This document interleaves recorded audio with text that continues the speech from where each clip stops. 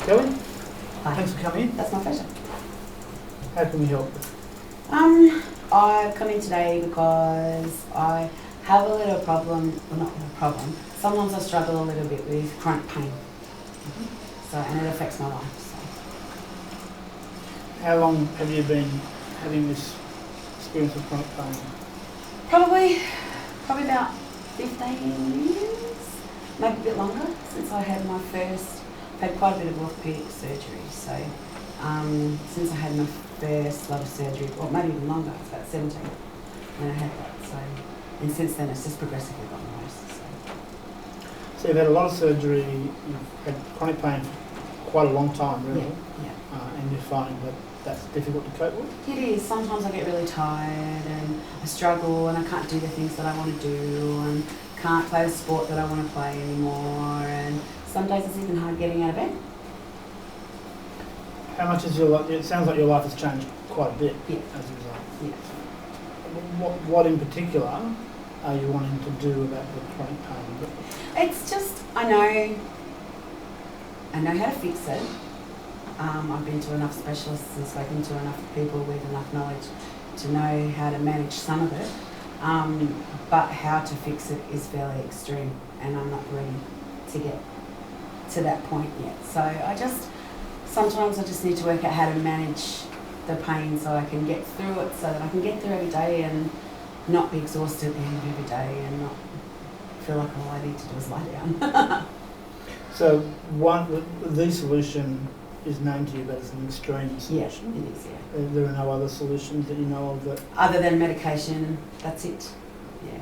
And more surgery. Is medication something that you've looked at and decided not to work with, or it doesn't work for you? Oh, I take pain medication, and I'm on pain medication all the time, and I'm on a level of pain medication that manages it most of the time. But every day is different. So one day I might be okay and I might feel alright, but the next day, and it's very, very hard to predict, the next day I might be on the floor in pain. So, what is it that scares you about the more severe, extreme solution? Because I've also had spinal surgery as well as my knee, the fact that I have to have nerves cauterised in my spine, given that I've already had spinal surgery, and I know how taxing that was. It took a year to get over that. I don't know how ready I am yet to have all of my nerves severed to that part of my spine. Because once that's done, that's done. Yeah. Pretty big thing to do. That is a very big thing, yeah. But it's something that you got through before. It's something you've done and managed. Well, the spinal surgery that I've had is a fusion, so that's different. And but it took a long time to get over, and I'm still, I still really getting over it, and that was 3 years ago. So I imagine the doctors and the rehab were very pleased with your progress. Yeah, the surgery was a success in that all of the bits work together as they should, and it is as it should be.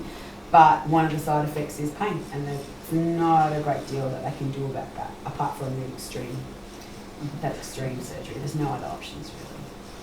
And at the moment, I'm just sort of in a maintenance mode of just trying to manage day to day. So you've got a chronic condition, and you're trying to stay on top of that chronic condition. Yeah, that's right. Without any other intervention. Yes, at that point, yeah. I don't, like I said. Are you comfortable in that place? Is that sometimes? And again, like I said, because the pain's quite unpredictable, I can go a couple of days or even a week and be all right, but then I might do something, I might do a bit more exercise than normal, or I might push something on the table around or do something, and then I exacerbate the pain and it gets worse for a period of time, and so then that gets me down. So, and like I said, every day can be different. I could be, if I were to give my pain a number, I can swing between a 5 and an 8, in a day. Or across a week. That's one of things. If you were to have this surgery, would that make a difference to your 5? Would the 5? Well, one would hope, but it's all unknown. I don't know. When I made the decision to have the spinal fusion, that happened across a 12-month period. I had to go through other processes first. I had hoped that would solve the problem of pain I was having, because I had a degenerative condition, but it solved the condition but not the pain issue. So So I imagine there's a fair bit of frustration about having been through major surgery to try and correct the condition, and that still hasn't solved it. Yeah. And you've been living with this pain for a long time, and it's affected your life significantly because you've stopped doing things that you enjoy doing, like sports and activities. Yeah. And I feel bad because I can't take the dogs for a run like I used to, or a spa for a walk as I used to, or do the things that I used to. So it's limiting your capacity, and therefore it's limiting some of your dog's quality of life. Yeah, that's from right. what you can see. Yeah. How important is it for you to have a better quality of life? Yeah, it's important. On a scale of 1 to 10, how ready do you think you are to make a change or to go through that? Yeah, probably only a 3. Even though I know it's important to have it.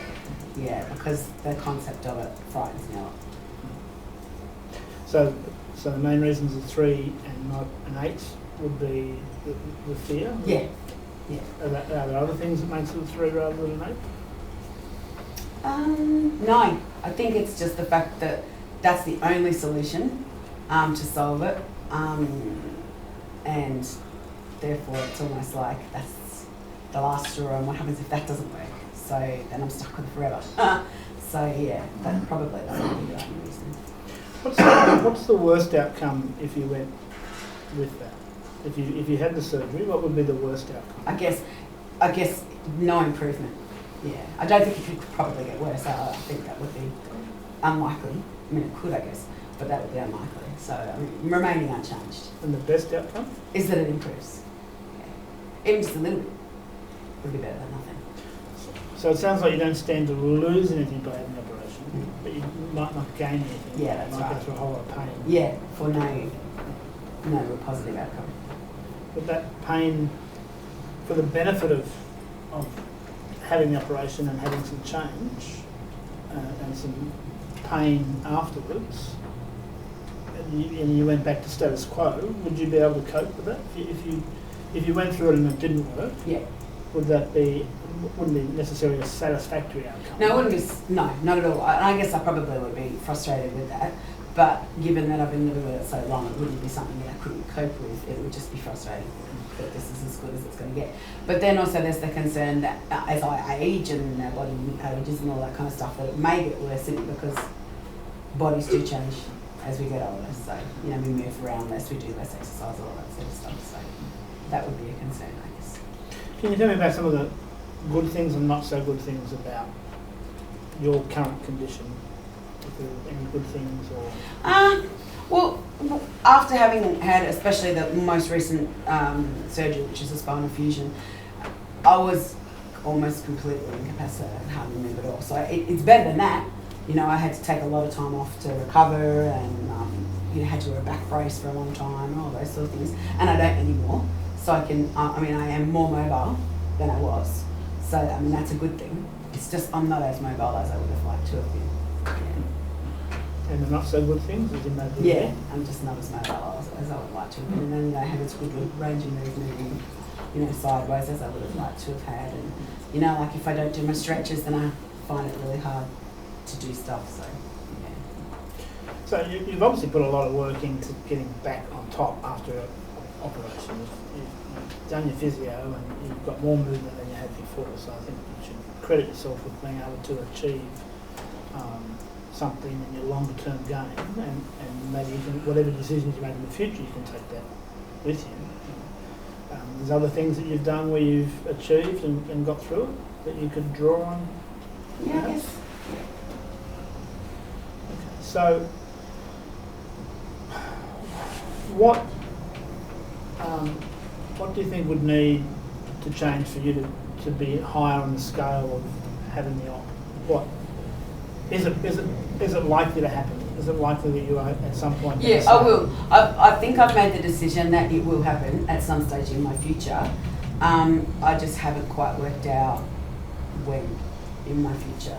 So I've given myself just a little bit of time. I haven't put an end point on that time yet, but just giving myself a little bit of time to sort of see if I can do anything myself to try and, you know, just improve my mobility, keep doing what I'm doing the exercises that I'm doing now, just to maintain. And then when it gets, I'm also, if it does get worse, then I guess I'm going to have to make the decision to get the nerve surgery done.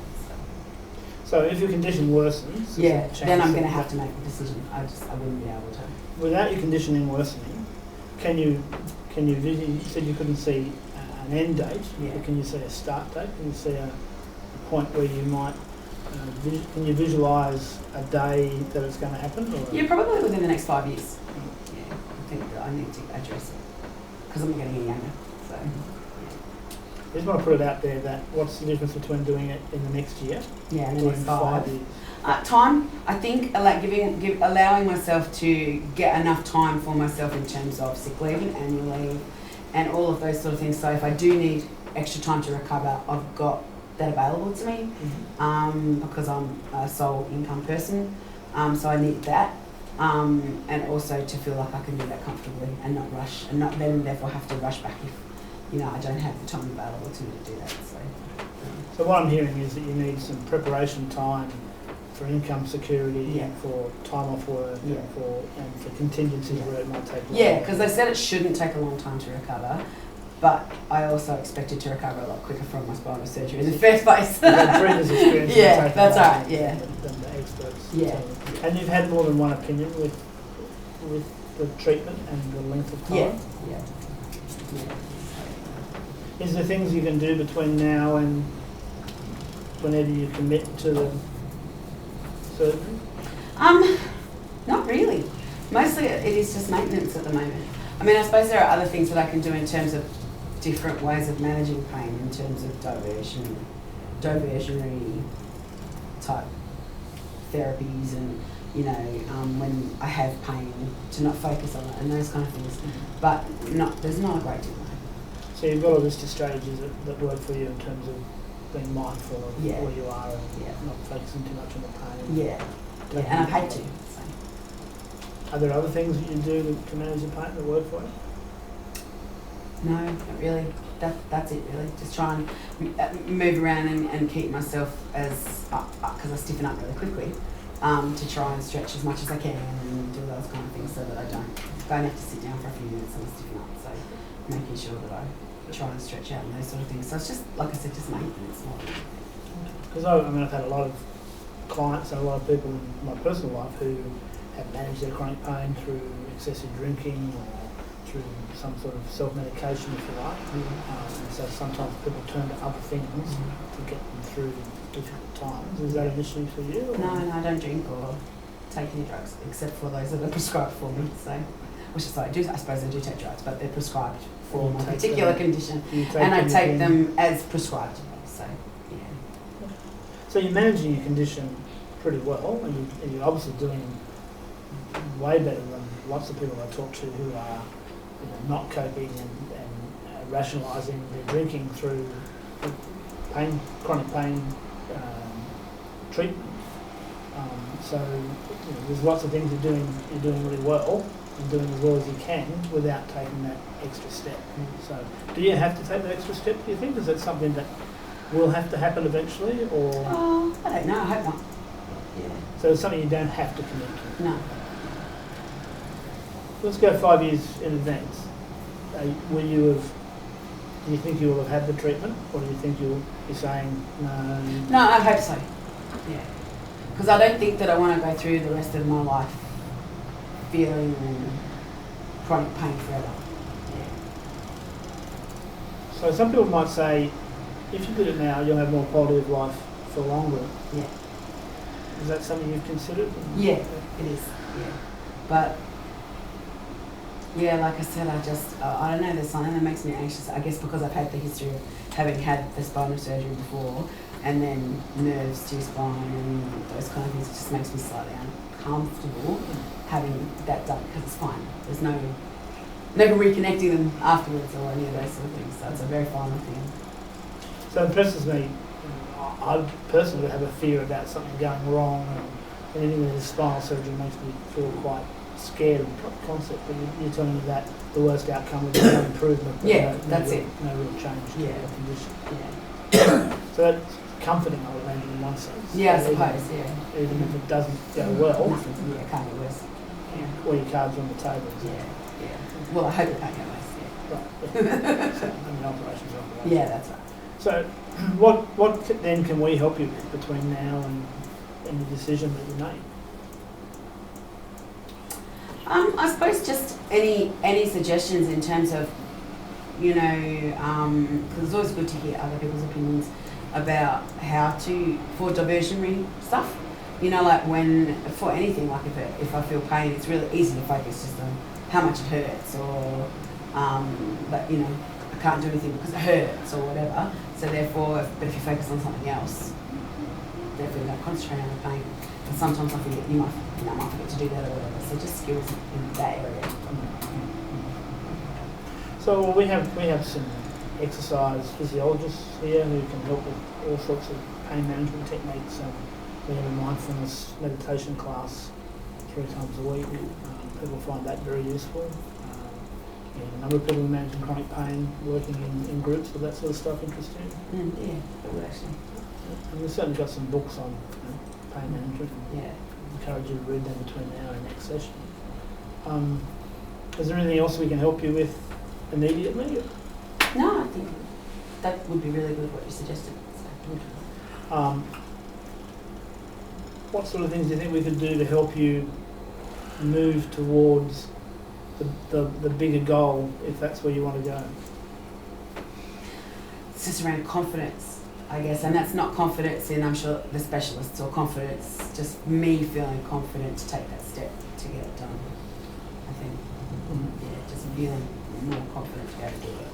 How, on a scale of 1 to 10 again, how confident are you that once you commit to doing it, that you would see? Oh, once I commit, I'll do it. It's just getting to that point, I think. So on a scale of 1 to 10? At the moment, I'm down. I would be down quite low, but once I decide I want to get it done, I would be up at a 10. It's like, right, I've decided, that's it. So so your commitment and your confidence go together, is what you're saying? Yeah, I think so. Yeah. And you'll at some point be ready? Yeah. But you're a fair way from being ready. Yes, that's right. Yeah. Okay.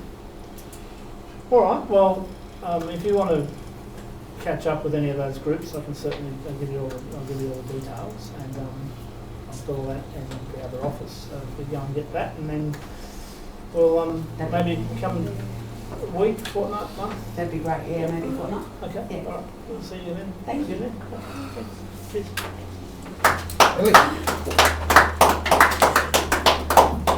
So you call that the